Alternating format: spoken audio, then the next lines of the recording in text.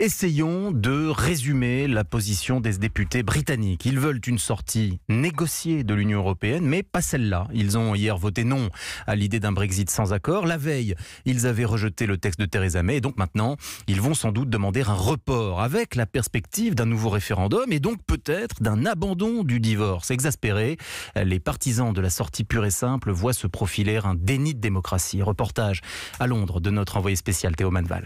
Il crie à la trahison. À une poignée de voix près, les députés britanniques viennent de rejeter une sortie sèche de l'Union européenne. Victor, partisan d'un Brexit dur, ne cache pas sa colère. Les députés ne représentent pas la population. On a voté pour sortir franchement de l'Union européenne le plus vite possible, mais ils votent en fonction de ce qu'ils pensent eux et pas en fonction de ce qu'on a voté. La première ministre Theresa May remet en selle son projet d'accord pour une sortie plus progressive de l'Union européenne. Le texte retoqué il y a 2 jours sera réexaminé la semaine prochaine.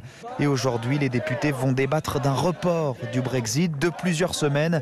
Illégal, soutient Alan. L'article 50 dit qu'on doit partir le 29 mars. C'est la loi.